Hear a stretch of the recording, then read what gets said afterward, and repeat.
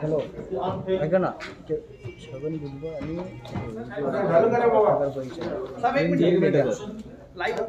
आहे का शक्य लाईव्ह? हो बैठक आहे नाही ना, ठीक आहे सुरू करा लगेच घ्या. हो बस एक मिनिट सर, एक मिनिट. सुरू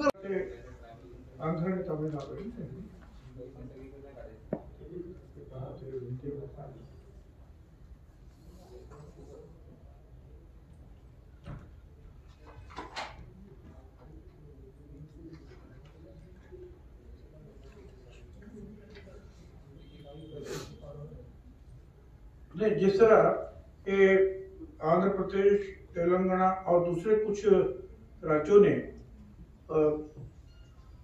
अध्यादेश जो है निकाला है, ऑर्डिनेंस, और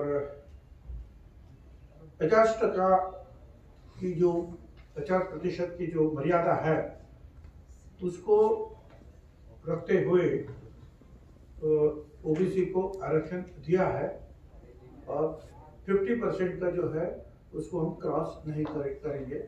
तो ये आरक्षण वहाँ शुरू है, मैंने कहा जैसे आंध्र प्रदेश, तेलंगाना और दूसरे कुछ राज्यों में उसी धरती पर उसी तरह ये जो अध्यादेश है, ऑर्डिनेंस, हम निकालने जा रहे हैं। ट्रिपल टेस्ट मध्ये म्हटलं आहे म्हणून हे 50%च्या आत आम्ही बसवून आमचं थोडंसं नुकसान होत आहे, परंतु 10% जरी नुकसान झालं तरी 90% मात्र आमच्या जागा, आमचा हक्क अबाधित राहील म्हणून आजचा अध्यादेश काढायचा निर्णय आजच्या कॅबिनेटमध्ये राज्य सरकारने घेतलेला आहे आणि त्यातून नक्कीच ओबीसी बांधवांच्या 90% जागा त्या ठिकाणी राहतील. विषय 27% राहावं का, तर आपण उदाहरणार्थ गडचिरोली जिल्ह्यामध्ये ट्रायबल आणि शेड्यूल कास्ट 50% जर होत असेल तर तिथे एकही जागा तुम्ही एम्पिरिकल डाटा कलेक्ट करा, काहीही करा, 50%च्या वर तिथे जाता येत नाही. नंदुरबार पण आज ट्रायबलचं पॉप्युलेशन 70% आहे, तिथे काही स्कोप नाही, कारण तिथे फक्त शेड्यूल कास्टसाठी 1% स्कोप आहे आणि सर्व जागा 70% हे शेड्यूल कास्ट, म्हणजेच तिथे आरक्षण 50%च्या वर गेल्यामुळे तिथे स्कोप नाही. पालघरमध्ये स्कोप नाही, तुम्ही इम्पेरिकल डाटा कलेक्ट करूनही नाही, हे कोणी वाजवतो ना, इम्पेरिकल डाटा कलेक्ट केला नाही त्यामुळे आरक्षण गेलं. हे सगळी बनवाबनवी आणि धूळफेक आहे, बनवाबनवी आहे असं मी मानतो. याला एकच कारण आहे की ओबीसीचं आरक्षण आता जर तुम्हाला अबाधित ठेवायचं असेल तर 102वी घटनादुरुस्ती करावीच लागेल. 127वी केली तशी ती करावी लागेल, कारण पॉलिटिकल रिझर्वेशनला ट्रिपल टेस्ट नुसार के कृष्णमूर्तीचा जो निकाल आहे तोच आधार आता इथे धरला गेलेला आहे. तोच आधार घेऊन आमच्या खानविलकर साहेबांनी निकाल दिलेला आहे. म्हणून मला विनंती आहे की महाराष्ट्रातील ओबीसी बांधवांना दिशाभूल करू नका, वास्तविकतेवर बोला, सत्यतेवर बोला, सत्य असेल ते बोला आणि त्यांचं कुठल्याही प्रकारचं नुकसान होणार नाही अशी भूमिका सर्वांनी स्वीकारावी अशी माझी त्यांना नम्रपणे विनंती आहे. रेड्डी साहेब, थोडंसं अजून क्लॅरिटी येण्यासाठी, हा जो मसुदा असेल तुमच्या अध्यादेशाचा कसा असेल, आरक्षणाचं काही ब्रेकअप याच्यात दिलं जाणार आहे का? 50%च्या वर न जाता तुम्ही ते कसं बसवणार, त्याचा काही मसुदा किंवा काही विचार आहे? नक्कीच 50%च्या वर जाणार नाही. ज्या जिल्ह्यातील जेवढं पॉप्युलेशन आहे, शेड्यूल टाईप, शेड्यूल कास्ट, तेवढं त्यांना देणार. जे उर्वरित आहे ते आम्हाला मिळणार. काही जिल्ह्यामध्ये कमी होत आहे, नक्कीच होत आहे, पण काही जिल्ह्यामध्ये मात्र थोडी जास्त मिळत आहे. त्यामुळं एकूण तोटा जो आहे फार कमी आहे. तोटा नक्की आहे पण तो कमी आहे. याला कोणाचंही सरकार असू दे, याला दुसरा इलाज नाही. इतर राज्यांनी तेच केलंय, तेलंगणाने, आंध्राने, बिहारने सुद्धा तेच केलंय. त्यामुळं हे बनवत आहे, बनवाबनवीची चालली आहे की ओबीसीचे मारेकरी आहे, ओबीसीचे रावण आहे आम्हाला म्हणतात. आता आम्ही जर राहतो, त्यामुळे आज या सर्व जिल्ह्यातील वर्ग 3च्या, वर्ग 4च्या रिक्रुटमेंट ज्या जिल्हा स्तरावर होता त्यामध्ये ह्या सर्व जागा भरत असताना पोलीस पासून तर ह्या सर्व जागा त्या ठिकाणी भरले जातात आणि तुम्हाला सांगतो की कुठल्या कुठल्या जागा भरल्या जातात. त्यामध्ये पोलीस पाटील आहे, अंगणवाडी सेविका आहे, ग्रामसेवक आहे, तलाठी आहे, पोलीस आहे, तर अशा प्रकारच्या सर्व जागा भरत असताना तिथे आता हे वाढलेल्या आरक्षणाचा त्या जिल्ह्यातील ओबीसींना फायदा होणार आहे.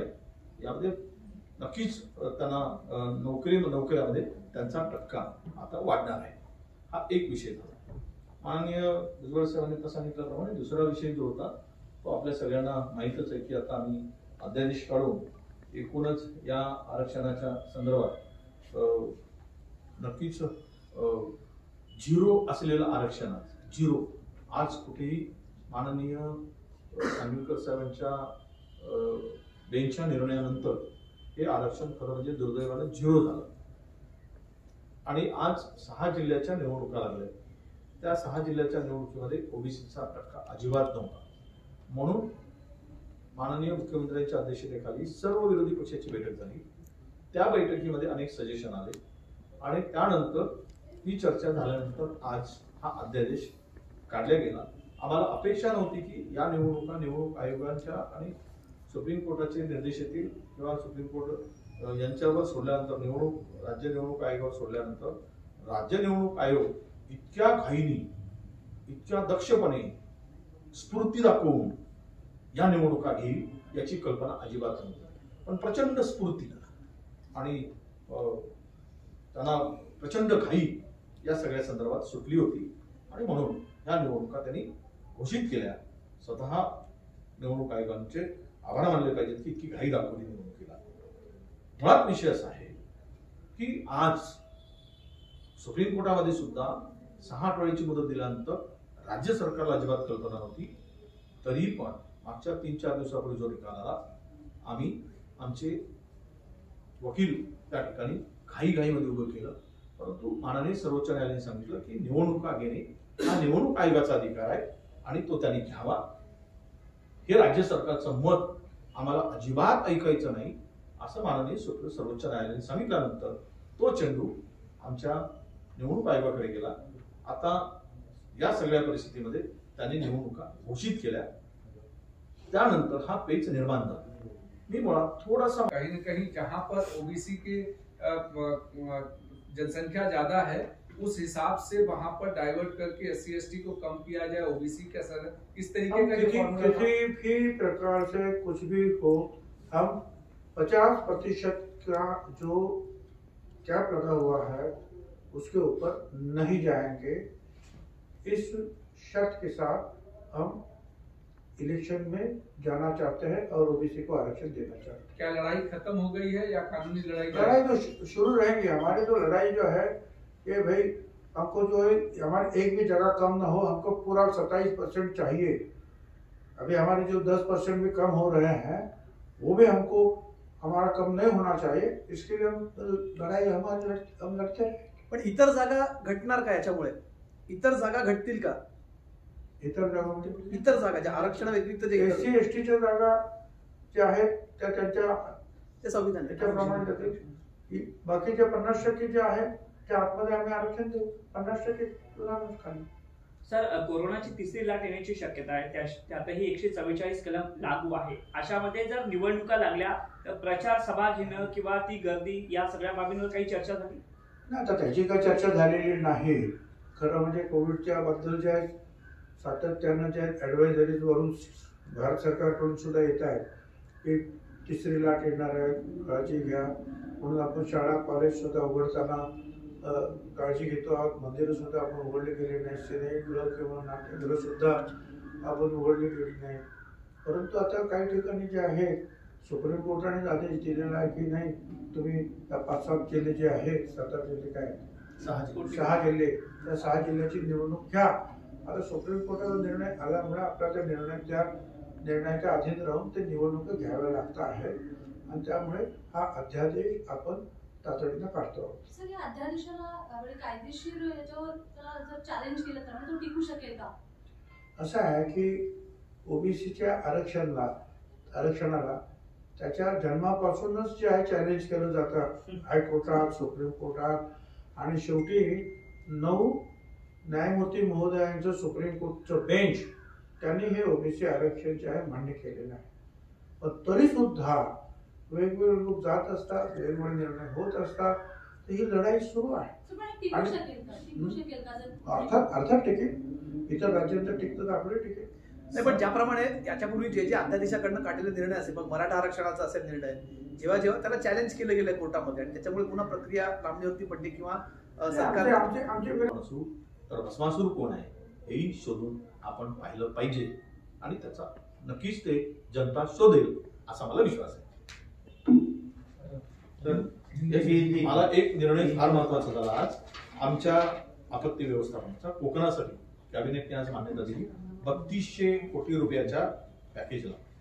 त्यामध्ये 3200 कोटी रुपयामध्ये एकूण राज्य आपत्ती प्रतिसाद निधी 80%, मदत व प्रतिसाद निधी 80%मध्ये जो प्रतिसाद निधी असतो असा आणि सौमीकरणचा निधी मिळून हा एकूण 3200 कोटी रुपये. याच्यामध्ये आम्ही काय काय करणार आहोत तर यामध्ये आज कॅबिनेटने मान्यता दिली की धूप प्रतिबंधक बंधारे जवळपास त्यासाठी 1598 कोटी रुपये खर्च येणार आहेत. भूमिगत विद्युत वाहिन्यासाठी 1829 कोटी रुपये खर्च होणार आहे. बहुउद्देशीय चक्रीवादळ निवारा केंद्र ज्याला शेल्टर म्हणतो आम्ही बांधायसाठी 204 कोटी रुपये आणि बाकी किरकोळ अशा वीज अटकाव यंत्रणा वगैरे असं धरून हा 3200 कोटीच्या या पॅकेजला या कायमस्वरूपी कोकणामध्ये 4 वेळा जो सातत्यानं म्हणजे तिथे सायक्लोन आला, मोठ्या प्रमाणात चक्रीवादळ आले आणि मोठ्या प्रमाणात पूर आला, अशा वेळेस माननीय मुख्यमंत्री महोदयांनी या 4-5 जिल्ह्यामध्ये कोकणातल्या कोस्टल एरियातल्या कायमस्वरूपी काही उपाययोजना करण्याची सुचवाच केलं होतं आणि म्हणूनच त्यांच्या निर्देशाप्रमाणे आम्ही हे हा प्रोग्राम तयार केला आणि या सगळ्याला आज कॅबिनेटनी मान्यता दिली आहे. 3200 कोटी रुपयाचा हा आमच्या विभागाचं हे काम कोकणातील लोकांना कायमस्वरूपी मदत होण्याच्या दृष्टीनं निर्णय घेतलेला आहे. माननीय मुख्यमंत्र्यांचे निश्चितच आभार मानले पाहिजे की वारंवार कोकणी जनतेला सातत्यानं चक्रीवादळ महापुराचा त्रास होत होता. या कामानंतर नक्कीच दिलासा मिळेल आणि मदत होईल असा मला विश्वास आहे. धन्यवाद. नमस्कार सर. हिंदी अब इसके बारे में क्या कहना है? सर अशी एक चर्चा होती नाही की हे ज्या पोटनिवडणूक आहेत ह्याच्यासाठी अध्यादेश काढला जाईल पुढे ढकलण्यासाठी अशी काही चर्चा आहे किंवा विचाराधीन आहे का? असं चला पुढे काय? उद्योग साहब, आप राज्य के गृह मंत्री भी रह चुके हैं. आज जो कोई आतंकवादी पकड़ा है दिल्ली पुलिस ने, मुझे खबर नहीं है. नहीं, मैंने अभी देखा सुना. हाँ, क्या बीजेपी क्या बोल रही है कि बीजेपी बोल रही है कि ये सरकार का फेल्यूर है. एटीएस को इंटेलिजेंस को पता नहीं चला, पुलिस को दूसरे कार्यों में व्यस्त करके रखा है. अब अरे बीजेपी का उनका तो काम ही है हर चीज के ऊपर जो है उंगली रखना और उसके ऊपर टीका टिप्पणी करना. यही तो उनका काम है. और क्या काम है?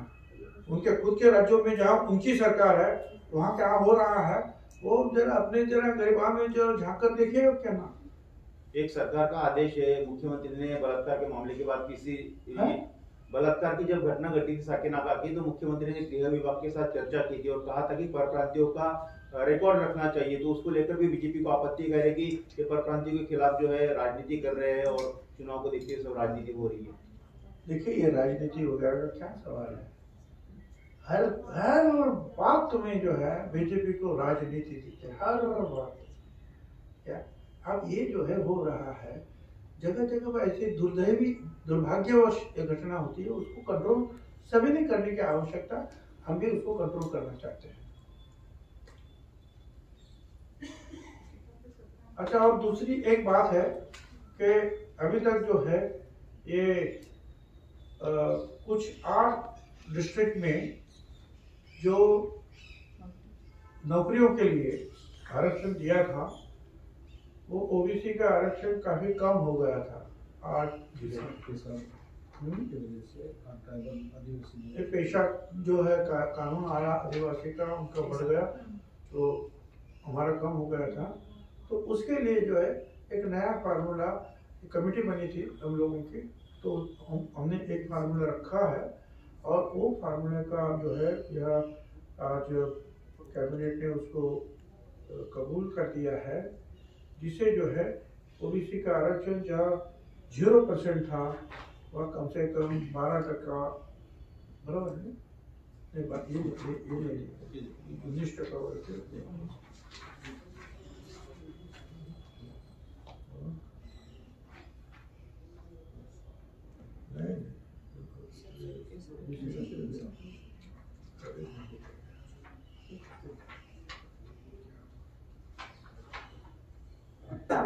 आमची विनंती आहे की ओबीसीचं आरक्षण जे आहे सर्व पक्षांनी मान्य केलेलं आहे आणि जे 27% खालीच आम्ही सगळ्यांना आरक्षण देतो, तो कोणी ज्या ओबीसीच्या आरक्षणाच्या विरुद्ध जाऊ नये अशी आमची विनंती आहे.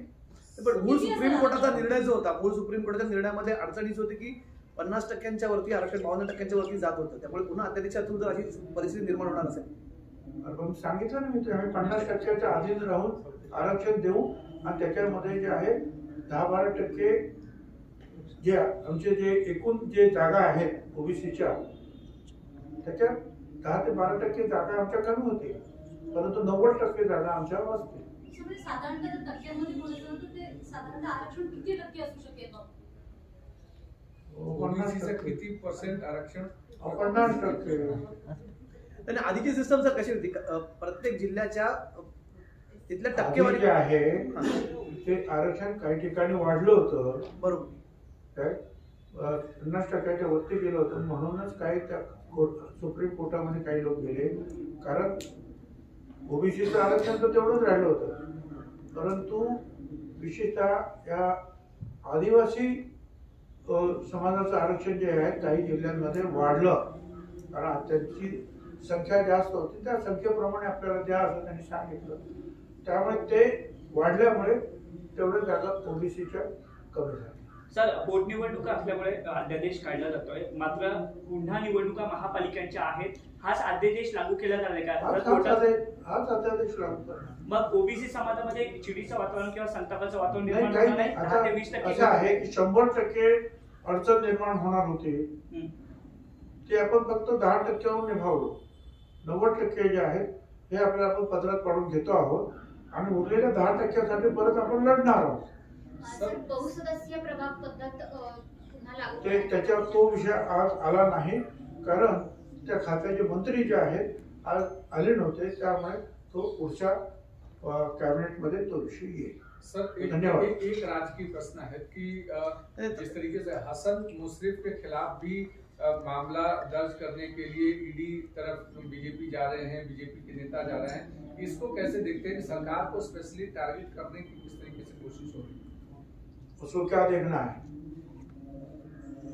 यही देखते हैं कि बस ठीक है, बीजेपी के बाहर है तो ईडी के अंदर चलो, और नहीं जाना है तो फिर रास्ता जो कई लोगों ने बताया है, लंबे तक जो है मिनिस्टर भी बने हैं, आपको पता है.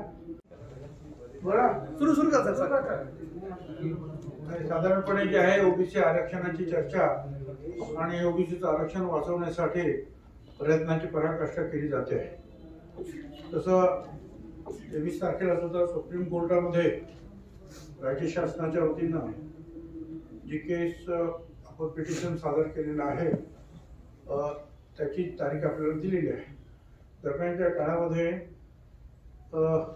7-8 जिल्ह्यामध्ये जे आहेत निवडणुका ज्या आहेत जाहीर झालेल्या आहेत सुप्रीम कोर्टाच्या आदेशान्वये, आणि मग यासाठी त्वरित काहीतरी निर्णय घेणं अतिशय गरजेचं होतं. यासाठी विरोधी पक्ष नेते माजी मुख्यमंत्री देवेंद्रजी फडणवीस, दरेकरजी, इतर सर्व पक्षाचे विरोधी पक्षाचे लहान मोठ्या पक्षाचे सर्व नेते त्यांची 2 वेळा चर्चा झाली, साधक बाधक, आणि त्यात काय करता येईल असे वेगवेगळे जे आहेत उपाय सुचवण्यात आले. त्या राज्य शासनाच्या अधिकाऱ्यांनी जे आहे ते पाहिलं की साधारणपणे तामिळनाडू, आंध्र या ठिकाणी त्यांनी 50% आरक्षणाच्या अधीन राहून त्यांनी अध्यादेश काढले आणि ते त्यांचा कारभार पुढे नेत आहेत. निवडणुका वगैरे जे आहे त्यांचे ते सुरू आहे. तर असं ठरलं की ठीक आहे, काही प्रमाणामध्ये निश्चितपणे 10-15% ओबीसीचं ओबीसीच्या जागा कमी होतील या अध्यादेशामुळे, परंतु जे इतर राज्यांनी जसे अध्यादेश काढलेले आहेत त्याच धर्तीवर अध्यादेश काढायचा ठरलेला आहे आणि त्याच्यामध्ये आपण हे कबूल करतो आहोत की 50% वरती आम्ही कुठल्याही परिस्थितीमध्ये हे आरक्षण देणार नाही आणि निवडणूक घेणार. के कृष्णमूर्तीच्या निर्णयानुसार 50% मर्यादा आहे. Proportional schedule caste, schedule tribe यांची लोकसंख्या असेल तेवढं रिझर्वेशन देऊ, उर्वरित 50%च्या ओबीसीला रिझर्वेशन दिल्या जातं. परंतु आज काय झालं, 50%च्या वर जाता येत नाही. ट्रिपल टेस्ट मध्ये स्पष्ट म्हटलं आहे, पहिला तुम्ही आयोग गठीत करा, दुसरा एम्पिरिकल डेटा कलेक्ट करा, तिसरा 50%च्या आरक्षण ठेवा. आता हे सगळं करूनही आरक्षण 50%. घटनेने, संविधानाने नोटिफाईड जो जिल्हे आहे त्या जिल्ह्यामध्ये उद्या जर ट्रायबलची लोकसंख्या वाढली असेल तर आरक्षण वाढवावं लागतं, शेड्यूल ट्राईबची संख्या वाढली असेल तर आरक्षण वाढवावं लागतं. मग 50%च्या कमी कोणाचं होतं तर ते ओबीसीचं होतं. हे आज नाही, 2010च्या निर्णयानंतर जनगणना झाली. 2015 ते 19 आत्ताचे आंदोलन करणारे आराम करत होते आणि हे कोविड आल्यानंतर आमच्यावर मात्र आरोप करत आहेत. ही वस्तुस्थिती आहे. 5 वर्ष 15 ते 19 त्यावर काहीही केलं नाही आणि मात्र आता कोविडची संख्या, कोविडचे रुग्ण, कोविडमुळे महाभयंकर अशी परिस्थिती, या सगळ्यावर आत्ताचा आरोप आणि आंदोलन सुरू आहे. मला त्याबद्दल काही म्हणायचं नाही. त्यांना ते आंदोलन करू दिलं पाहिजे. आंदोलन करा, तुमचा तो संविधानिक अधिकार. पण आरोप करत असताना आपण कोणावर करतो, दोषी कोण आहे, केवळ पब्लिकचा काहीतरी पाठिंबा मिळवण्यासाठी अशा प्रकारचे वेग आरोप करू नये अशी सुद्धा आम्हाला त्यांची विनंती आहे. विषय आत्ता असा आहे की उद्या 127वी घटना दुरुस्ती झाली, राज्याला अधिकार प्राप्त झाले, परंतु जोपर्यंत आरक्षणाची मर्यादा 50%च्या वर जात नाही, 50%च्या वर 102वी घटना दुरुस्ती होत नाही, तोपर्यंत काहीही केलं तरी आरक्षण 50%च्या वर नेता येत नाही. मग हे सगळं त्यांनी सांगतायत की असं का झालं, तसं का झालं, राज्य सरकारने. आम्ही एम्पिरिकल डाटाही जरी कलेक्ट केला तरीही त्याला उद्याच्या दृष्टीनं सुप्रीम कोर्टामध्ये 102 वेळा घटना दुरुस्तीचा आधारच घ्यावा लागणार आहे. कारण आम्हाला 50%च्या वर आम्ही एम्पिरिकल डाटाही गोळा केला तरी जाता येत नाही. तो त्याला महत्वाचा आहे. त्यामुळेच मराठा आरक्षण जे आम्ही घालवलं ते 102व्या घटना दुरुस्ती न होता दिल्या गेल्यामुळं आज आमच्या मराठा समाजाला या आरक्षणापासून वंचित राहावं लागलं, ही या ठिकाणी नमूद करावं लागेल. म्हणूनच आता 0 असलेलं आरक्षण 50%च्या आत ट्रिपल टेस्ट मध्ये म्हटलं आहे. त्यांचं जे आहे त्यांचा आदेश, त्यांचं लोकसंख्येच्या प्रमाणामध्ये त्यांना आरक्षण दिलं जाईल आणि बाकीचं जे उरलेलं आरक्षण आहे ते काही ठिकाणी 27% राहील, काही ठिकाणी 20% किंवा 4% पण राहील. तेवढं आरक्षण जे आहे ओबीसीला आम्हाला मिळेल. परंतु ह्या एकूण ह्याच्यामध्ये साधारणपणे 10-12% ओबीसीच्या जागा दुर्दैवाने कमी होणार आहे. परंतु तूर्त जे आहे सगळ्याच जागा कमी होण्यापेक्षा ते 10-12% जागा जरी कमी झाल्या तरी हरकत नाही. बाकीचं आरक्षण जे आहे वाचवण्यासाठी आम्ही हे पाऊल उचललेलं आहे. पण ह्या पोटनिवडणुका आहेत, त्यानंतर पुन्हा निवडणुका येऊ घातलेल्या आहेत, त्या दरम्यान कुठेतरी हा तिढा सुटेल का? कारण आता हा अध्यादेश काढला, हा अध्यादेश आहे ना, हाच अध्यादेश लागू होईल. न्यायालयीन लढा कसा लागणार सर? न्यायालयीन लढा कसा सुरू राहणार आहे? वो तो ठीक आहे की न्यायालयातला लढा जो आहे हा त्यांच्याकडे असलेला टोटल एम्पिरिकल डाटा जो आम्हाला द्या, काय ही मागणी आपण सुप्रीम कोर्टामध्ये सातत्याने करतो आहोत. हिंदी में जानना चाहेंगे, जिस तरीके से राज्य सरकार सुप्रीम कोर्ट में लड़ाई लड़ रही है ओबीसी आरक्षण को लेकर, वहां पर सरकार को कोई राहत नहीं मिली, उसी दौरान उपचुनाव जारी हो गए, तो इसे कैसे देखते हो? राज्य सरकार कैसे इसको आगे लेके जाएगी? हमने कहा है कि आंध्र, तेलंगाना और दूसरे राज्यों में 50% आरक्षण रखते हुए उन्होंने ओबीसी को आरक्षण दिया है। एससी एसटी का जो है उनकी जितनी जनसंख्या है उसके मुताबिक ज़्यादा होगा, तो फिर ओबीसी का आरक्षण 1%, 4% कम भी हो सकता है। तो उसी तरह ये भी अध्यादेश निकाला जा रहा है। और इसमें जो मैंने कहा कि ओबीसी के टोटल सीटों में जो है कुछ 10-12% कम होंगे, मगर 90% जो ओबीसी की सीटें जो है बचाने की हम कोशिश कर रहे हैं। राज्य सरकार की कोशिश अंडरस्टैंडिंग से ओबीसी के लोगों को ही टिकट दिया जाएगा चुनाव में। वो तो ठीक है, जहाँ ओबीसी के जो लोग थे वहाँ ओबीसी जो हमारे सारे जो है पॉलिटिकल पार्टीज है वो तो बोल रही है, और हम भी बोल रहे हैं कि जहाँ ओबीसी की जगह है वह ओबीसी के उम्मीदवार को आपको खड़ा करना चाहिए। राज्य सरकार की जो कोशिश थी कि कहीं न कहीं जहां पर ओबीसी मुळात दोन विषय होते आज की आत्ताच माननीय भुजबळ साहेबांनी आपल्याला सगळ्यांना सांगितलंय। पहिला तर विषय मी 8 जिल्ह्यातल्या संदर्भात त्याची चर्चा झाली, माननीय आता मंत्रिमंडळाने मान्यता दिलेली आहे। हे 8 आदिवासी बहुल जिल्हे होते। पेसा कायदा आल्यानंतर आदिवासीच्या वर्ग 3 आणि 4च्या नोकरीविषयक आरक्षणामध्ये वाढ झाली आणि त्यामध्ये फक्त आणि फक्त ओबीसीचं आरक्षण कमी केलं गेलं होतं। त्यावेळेस खूप प्रचंड आंदोलनं त्या जिल्ह्यात झाली होती, परंतु मागच्या 5 वर्षामध्ये या आरक्षणाच्या संदर्भात कुठलाही ठोस निर्णय झालेला नव्हता।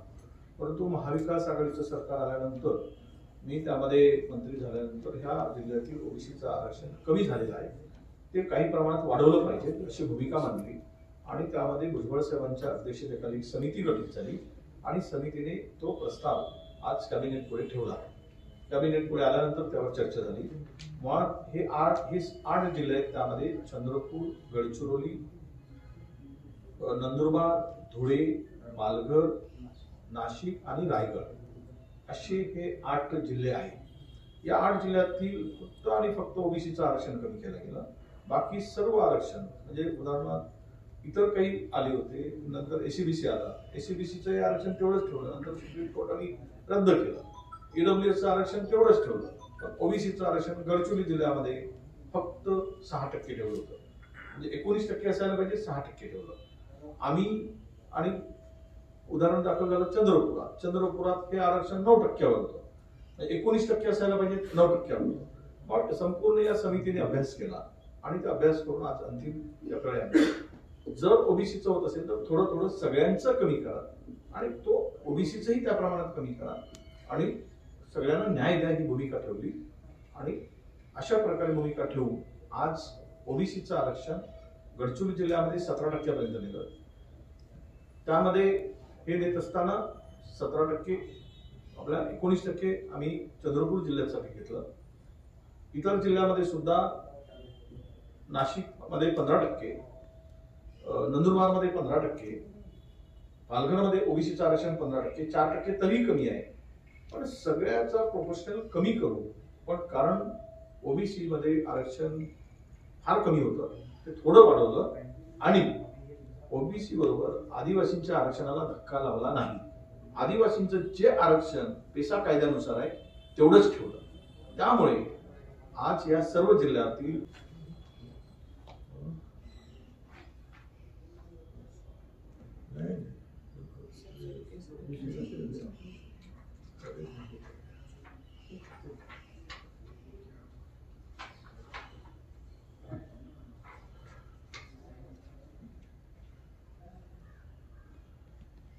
तो उसमें जो है आरक्षण जो कम हुआ था हमारा, बहुत कम हो गया था वो, तो 8 जिले में जो है तो उसमें से 4 डिस्ट्रिक्ट में जो पालघर, नासिक, धुलिया, नंदुरबार, इन जिलों में जो है 15% आरक्षण ओबीसी का रखा गया है। पहले